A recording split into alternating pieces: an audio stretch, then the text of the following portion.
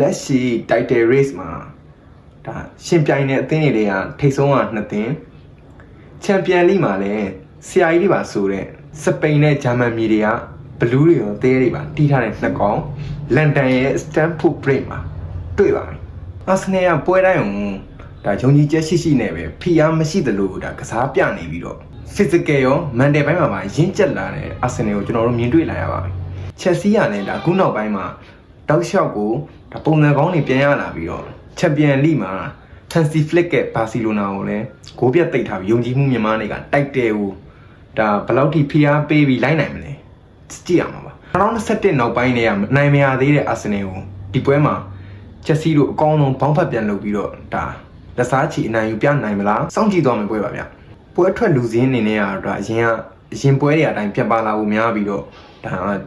ချက်စီမှာဆိုလဲကိုပတ်မှာပြန်ပါလာမယ်လို့သတင်းတွေကြားနေရပါတယ်အာဆင်နယ်ကတော့ဒါတိုက်စစ်ကဗစ်တာယောဂရနဲ့ထရောဆက်လည်းပြန်ပါလာနိုင်ဖို့များနေပြီးတော့ဒါဒုတိယပိုင်းလောက်မှာတော့ပြန်ပါလာနိုင်ရည်ရှိတယ်လို့ထင်ပါတယ်ဗျဒါချန်ပီယံဆုအတွက်လားလာရန်ကောင်းနေတဲ့အာဆင်နယ်ကိုဒါချက်စီတို့တားဆီးနိုင်မလားဘယ်လိုမျိုးရပ်တန့်နိုင်မလဲစိတ်ဝင်စားကြဆောင်းကြည့်သွားမှာပါကျွန်တော်အနေနဲ့ကတော့ချက်စီရန်ကောင်းပါတယ်ဒါပေမဲ့